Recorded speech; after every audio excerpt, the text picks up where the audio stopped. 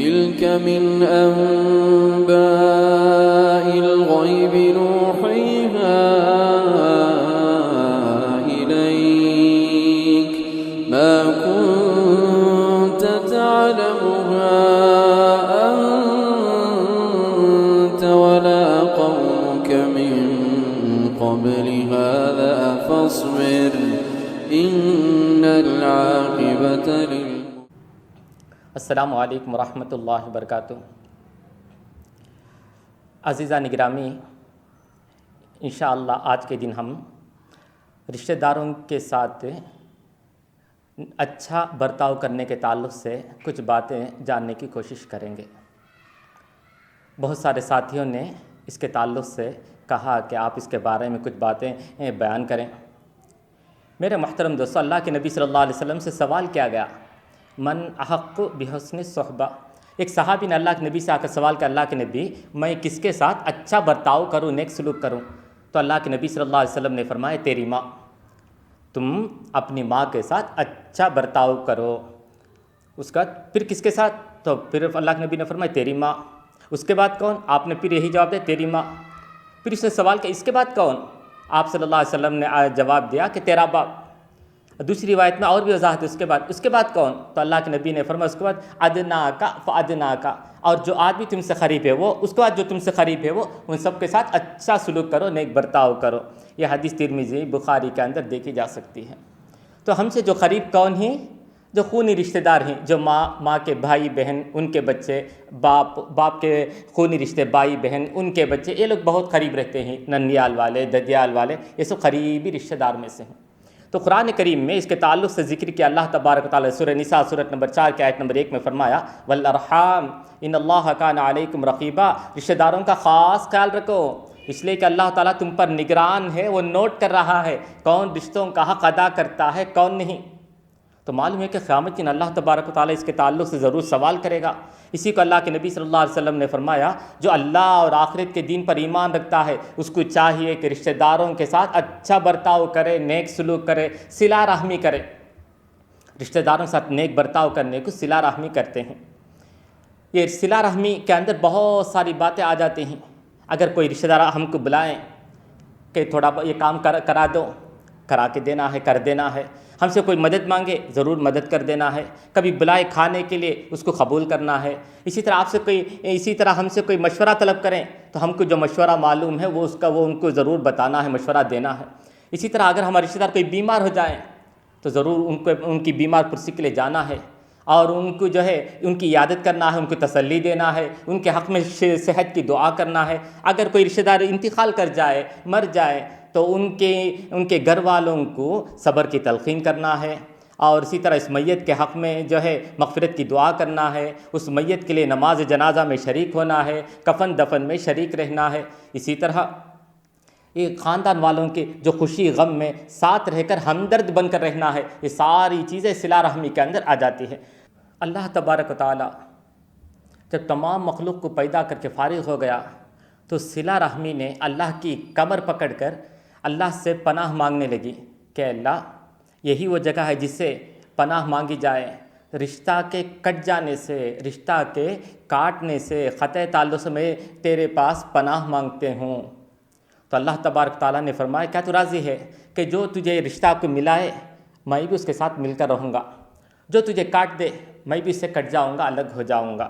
یہ حدیث بخاری کے اندر موجود ہے۔ دوسرے حدیث میں اسی طرح ذکر ہے کہ رشتہ داری کا عربی میں رحیم کہتے ہیں، الرحیم شجنۃ من الرحمن، رحمان میں کا مشتق ہی یہ رحیم ہے۔ رحیم رحمان کا مشتق میں سے ہے، رحیم میں رے ہے میم ہے، رحمان میں بھی رے ہے میم آتا ہے۔ تو اللہ تعالیٰ نے فرمایا کہ رحمان سے ہی یہ رحیم رشتہ داری ہے، جو اس کو ملائے گا میں اس کو ملا کے رہوں گا، مل کر رہوں گا، جو اس کو کاٹے گا میں بھی اسے کٹ کر الگ ہو جاؤں گا۔ یہ حدیث بھی بخاری میں ہے۔ معلوم یہ ہوا کہ جو آدمی رشتوں کو جوڑتا ہے، ان کے ساتھ مل کر رہتا ہے، ان کے ساتھ ہمدردی کا معاملہ کرتا ہے، ان کے غم میں شریک رہتا ہے، تو اللہ تعالیٰ بھی اس رشتہ کا حق ادا کرنے والے کے ساتھ مل کر رہتا ہے، اس کے ساتھ ہمدردی کرتا ہے، اس کی مدد کرتا ہے، اس کو مصیبت سے بچاتا ہے۔ اور جو آدمی رشتے سے کٹ کر الگ ہو جاتا ہے، رشتوں کا کوئی پاس و لحاظ ہی نہیں کرتا، بالکل الگ تلک ہو کر رہ جاتا ہے تو اللہ بھی اس کی مدد کے بغیر اس سے الگ تلک ہو جاتا ہے، بے یار و مددگار چھوڑ دیتا ہے۔ اس لیے ہم کو رشتہ داروں کے ساتھ اچھا سلوک کرنے کی پوری کوشش کرنی چاہیے۔ اتنا ہی نہیں، جب ہم رشتہ داروں سے اچھا سلوک کرتے ہیں، ہمارے گھر میں اگر کوئی اچھی چیز پکتی ہے تو ان کو بھی تحفہ دینا ہے۔ کبھی باہر سے آتے ہیں، کوئی اچھا جوڑا لے کر آتے ہیں، کپڑے لے کر آتے ہیں، اپنے بہن کے لیے، بھائی کے لیے لا کے دیتے ہیں، رشتہ دار کے لیے لا کے دیتے ہیں، خالہ یا ماموں کو لا کے دیتے ہیں، تو اس میں رشتہ بڑھتا ہے، وہ ہم کو چاہنے لگتے ہیں، ہم سے محبت کرنے لگ جاتے ہیں، ہمارے خلاف ان کے دل میں جو پرانی رنجش ہے سب ختم ہو جاتی ہے۔ اتنا ہی نہیں، جس طرح اگر ہم اس طرح ان کے ساتھ یہ نیک سلوک کرنے سے کیا فائدہ ہوتا ہے، اللہ تبارک و تعالی ہماری زندگی کو لمبی کر دیتا ہے، ہماری آمدنی میں، ہماری روزی میں اضافہ کر دیتا ہے، برکت دے دیتا ہے۔ اللہ کے نبی صلی اللہ علیہ وسلم نے فرمایا، اسی کو فرمایا، من احب ان یبسط لہ فی رزقہ، جو آدمی چاہتا ہے کہ اس کے رزق میں کشائش ہو، کشادگی ہو، وسعت ہو، وینسع لہ فی اثر، اس کی زندگی لمبی اور دراز ہو، فلیصل رحمہ، اس کو چاہیے کہ رشتہ داروں کے ساتھ اچھا سلوک کرے۔ یہ حدیث بھی بخاری کے اندر موجود ہے۔ معلوم یہ ہوا رشتہ داروں سے اچھا سلوک کرنے سے اللہ تبارک و تعالی ہمارے آمدنی میں اضافہ کر دیتا ہے۔ بہت سارے لوگ دعا کرتے ہیں نا، اللہ ہم کو برکت دے، مال میں برکت دے، آمدنی میں اضافہ کر دے، تو اللہ تعالیٰ اس کے سلیوشن یہ بتلاتا ہے کہ بندہ تو رشتہ داروں کے ساتھ اچھا سلوک کر، کیا ہوگا، میں تیرے رزق میں اضافہ کر دیتا ہوں۔ اس کا ایک حل نکل آیا۔ اسی طرح قرآن پاک میں اللہ تبارک و تعالیٰ الگ سے ہی حکم دیتا ہے، ان اللہ یأمر بالعدل والاحسان وایتاء ذی القربی، اللہ تبارک و تعالیٰ حکم دیتا ہے رشتہ داروں کے ساتھ، دوسروں کے ساتھ عدل انصاف کرنے کا، احسان کا، اچھا سلوک کرنے کا، بہترین معاملہ کرنے کا، وایتاء ذی القربی، دینے کا، رشتہ داروں کو دینے کا، داد و دہش کا حکم دیتا ہے۔ تو رشتہ دار مالدار ہو، متوسط ہو، غریب ہو، ہر ایک کو بہرحال دیتے رہنا ہے، تحفہ دینا ہے، تحائف پیش کرنا ہے، گفٹ جو ہے پریزنٹ کرنا ہے، اس کا بہت فائدہ ہے۔ میرے محترم دوستوں سے دینے کا اللہ تعالیٰ نے حکم دیا ہے، اس لیے ہم کو ضرور دیتے رہنا چاہیے۔ اور یہاں پر یہ بھی یاد رکھنا چاہیے، جب ہم رشتہ داروں کو دیتے ہیں تو رشتہ داروں کو دینے کا اللہ نے حکم دیا، اس لیے ہم سب سے پہلے جو بھی دینا ہے رشتہ داروں کو ہی دینا ہے۔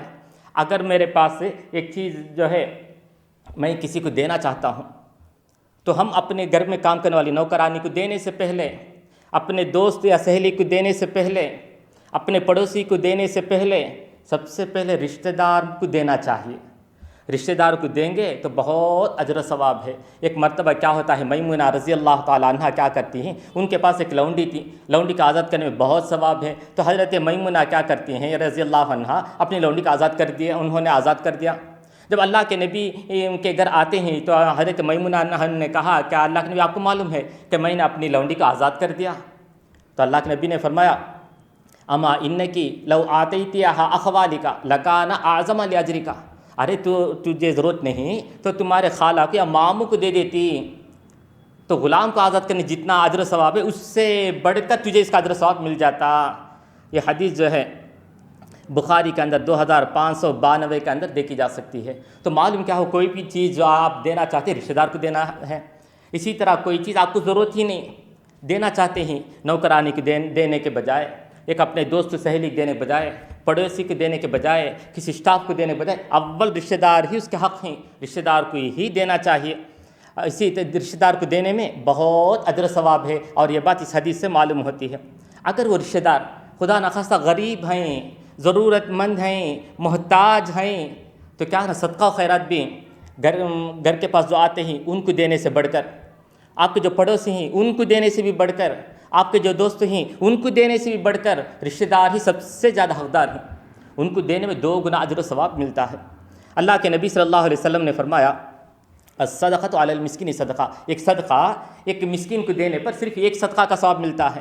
اگر رشتہ دار کو یہ صدقہ دیتے ہیں تو 2 اجر ملتا ہے، ایک صدقۃن وصلۃن، ایک صدقہ دینے کا ثواب ہوتا ہے، دوسرا ہے یہ رشتہ دار کو دینے سے رشتہ جڑتا ہے، صلہ رحمی کا حق ادا ہوتا ہے، اس لیے اس کو 2 گنا اجر و ثواب ملتا ہے۔ یہ حدیث جو ہے ترمذی کے اندر دیکھی جا سکتی ہے۔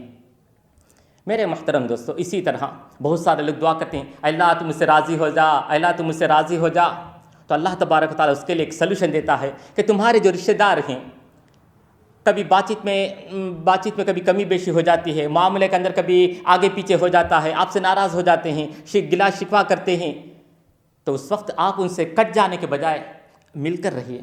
آپ کی غلطی ہے یا ان کی غلطی ہے، آپ اس کو معاف کر دیجیے، اس غلطی کو بھول جائیے، درگزر کر دیجئے، تو اللہ تعالیٰ تمہارے گناہ کو معاف کر دے گا۔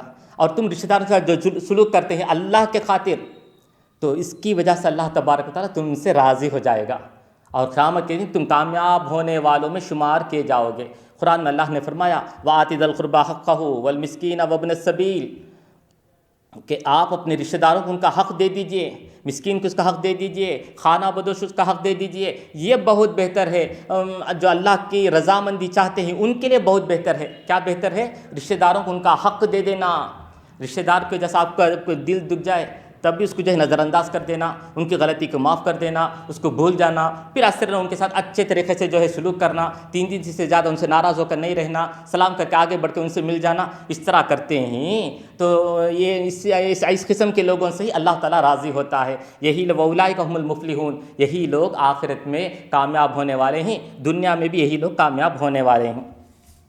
ایک مرتبہ ابو ایوب انصاری رضی اللہ عنہ روایت کرتے ہیں کہ صحابی اللہ کے نبی سے آ کر پوچھتے ہیں، اللہ کے نبی آپ مجھے کیسا عمل بتا دیجئے جس پر عمل کرنے سے میں جہنم سے بچ جاؤں اور جنت میں داخل ہو جاؤں۔ تو اللہ کے نبی نے فرمایا تعبد اللہ ولا تشرک بہ شیئا، اللہ کی عبادت کرو، اس کے ساتھ شریک نہ کرو، نماز کی پابندی کرو، زکوٰۃ دو، وتصل الرحمہ، رشتہ داروں کے ساتھ اچھا سلوک کرو۔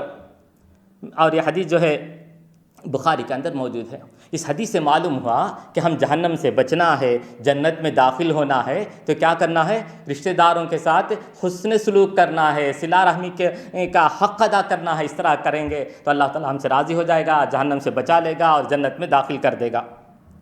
اب یہاں تک جو ہے اس کے تائید میں ہوئی صلہ رحمی کے حق میں ساری باتیں آ گئی کہ صلہ رحمی کرنے سے رشتہ دار ہم سے خوش ہو جاتے ہیں، ہم سے نزدیکی پیدا ہو جاتی ہے، اور ان رشتہ داروں کے ساتھ ہم ہمدردی کرنے سے ہم کو دل کو سکون نصیب ہوتا ہے، اور رشتہ داروں کے ساتھ اچھا سلوک کرنے سے اللہ تبارک و تعالی ہمارے رزق میں برکت دیتا ہے، ہماری زندگی کو لمبی کر دیتا ہے۔ رشتہ داروں کو عطا کرنے سے اللہ تعالیٰ ہم کو بہت اجر و ثواب دیتا ہے، اور اسی طرح رشتہ داروں کا حق ادا کرنے سے اللہ تبارک و تعالی ہم سے راضی ہو جاتا ہے، دنیا میں بھی کامیاب کر دیتا ہے، آخرت میں بھی کامران بنا دیتا ہے۔ رشتہ داروں کے ساتھ اچھا سلوک کرنے سے اللہ ہم کو جہنم سے بچا لیتا ہے، جنت میں داخل کر دیتا ہے۔ میرے محترم دوستو، اس کے مقابل میں یہ ساری باتیں سننے کے باوجود بھی جو لوگ اپنی انانیت کی وجہ سے، ایگو کی وجہ سے یا رشتہ داروں کی غلطیوں کی وجہ سے ناراض ہو کر رشتہ کاٹ لیتے ہیں، کٹ کر الگ ہو جاتے ہیں، تو اللہ تعالیٰ ان کے تعلق سے فرمایا وَيَقْطَعُونَ مَا أَمَرَ اللَّهُ بِهِ أَن يُوصَلَ وَيُفْسِدُونَ فِي الْأَرْضِ أُولَٰئِكَ هُمُ الْخَاسِرُونَ۔ جس رشتے کو جوڑنے کا اللہ نے حکم دیا اس کو جو لوگ کاٹ دیتے ہیں، کٹ کر الگ ہو جاتے ہیں، زمین میں فساد مچاتے ہیں، ایسے لوگ اللہ کی رحمت سے دور ہیں، ان پر اللہ کا پٹکار ہے، اللہ کی پٹکار ہے، ان پر اللہ کی لعنت برستی ہے۔ وَلَهُمْ سُوءُ الدَّارِ، ان کے بہت برا ٹھکانہ جہنم ہے۔ یہ سورۃ الرعد سورہ نمبر 13 کی آیت نمبر 25ویں آیت میں ہے۔ حضرت جبیر بن مطعم رضی اللہ عنہ روایت کرتے ہیں اللہ کے نبی صلی اللہ علیہ وسلم نے فرمایا لا يدخل الجنت خاطئ، جو آدمی رشتہ کاٹ لیتا ہے، رشتہ کاٹ کر رہتا ہے، ایسا آدمی جنت میں داخل نہیں ہوگا۔ یہ حدیث بھی بخاری میں ہے۔ اللہ تبارک و تعالی ہم کو یہ ساری باتیں سن کر رشتہ داروں کو ان کا حق ادا کرنے اور خطا رحم سے پوری طرح بچے رہنے کی توفیق عطا فرمائے۔ وآخر دعوانا الحمد للہ رب العالمین۔